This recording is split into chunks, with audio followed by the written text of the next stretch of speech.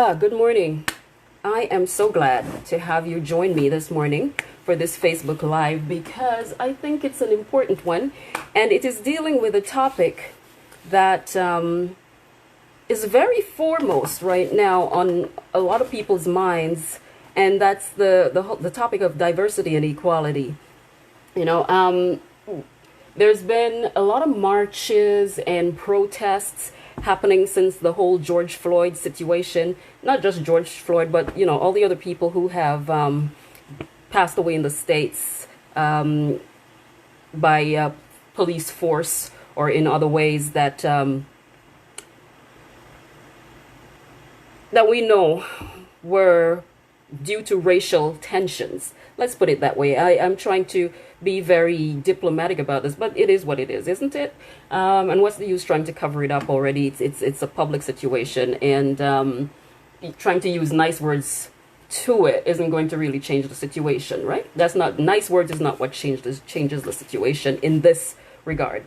But the spate of marches and protests that has happened globally has been putting immense pressure on governments and organizations, as a matter of fact, to really take a look at their systemic practices that has been in place for decades, and how those practices may have been instrumental in furthering racial inequalities with organizationally within our communities globally, right? And so I woke up with that on my mind this morning, and I've just been thinking that, I've seen some action, I've seen some changes happening, and since the whole protesting after the George Floyd incident, I've seen more and more organizations diversifying their boards and their executive teams, and surprisingly, well, or maybe I shouldn't say surprisingly, I have been asked to sit on a couple boards. I've been invited to the table to sit on a couple boards, and that's great, not just because it's me, but because it's happening for people like me. That's what's so great about it, is I'm not the only one. I am a representative of the other people that is happening for. And so, as a proponent of putting words into action, I don't like to be just a commentator on things. If I'm going to talk about something and an important topic as racial injustice, there has to be some practical and tangible solutions coming out of those discussions. And I'm a proponent for action. So when I see these organizations doing what they're doing, it gives me, it heartens me that they're actually taking this seriously, and to see that there are actually some early implementations that are happening, right? But the question is, how will we keep the momentum going? Are we just rushing to do it now because the spotlight is turned on in this moment? And should we expect things to, fall off in the future and just go back to the way things were? I think about some of those questions gradually, and then I ask myself, what can I, as an individual, do? To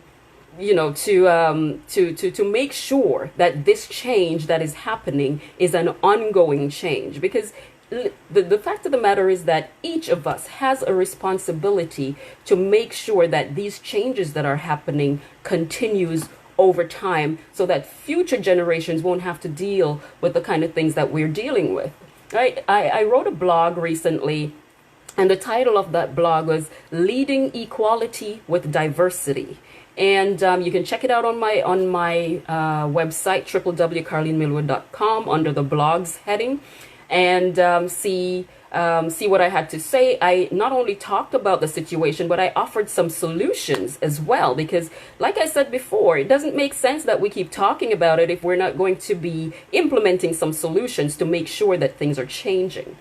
Each of us, myself included, has a responsibility for evaluating our own personal biases and making changes where necessary. It begins with me, right? And if we all look at ourselves and say it that way, instead of looking outside and saying it's that person, it's the police, it's the this and the that, of course, change is needed in all of those institutions. Regardless of anything, change is needed in all of those institutions. So don't get me wrong. At the same time, every single person on the planet has the responsibility to evaluate ourselves and see where, if anywhere, we need to make the changes within our own lives. So we have to have uncomfortable conversations. We have to be transparent. We have to be open to listening and learning and making whatever. If we do find something there, it's about being honest. It's about being transparent. It's about making real change. Now, we're all put on this earth. We're all born. We're all created for a purpose. And one of the main purposes for us being here is to share our gifts and our talents with humanity. We use our gifts and our talents to serve humanity. And this humanity that I'm talking about, it encompasses all people. All of its shades and colors. Humanity is an heterogeneous representation of the creativity of God. And the funny thing about it, God loves all of his creation. He doesn't favor one over the other or two over the other. He loves all of us just the same. So what I want to say is, as leaders, let us take the initiative and start making the changes within ourselves, within our families, within our organizations, because that is the way it's going to build momentum and become a global movement. Don't just wait for the government and the bigger organizations to do it because you think they're going to pump some money into some affirmative action situation. Make the change within your own home, within your own self, within our own selves, within our own homes, and build the momentum from inside going outward. The most effective leaders are those who lead by example.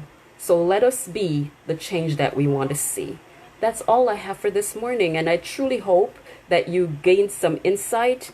And if anything about it resonated with you and you want to reach out to me, feel free to do so. Leave a comment below. Send me a message, something. If you disagree, do the same thing. I'm not only open to talking with people who agree with me. If you disagree with me, I'm open to hearing you as well. So anyhow, this is it for me. Have a great day. Have a great week. I'm not sure I'm coming back for another live this week, but if I don't, have a great week and we'll talk soon. Bye for now.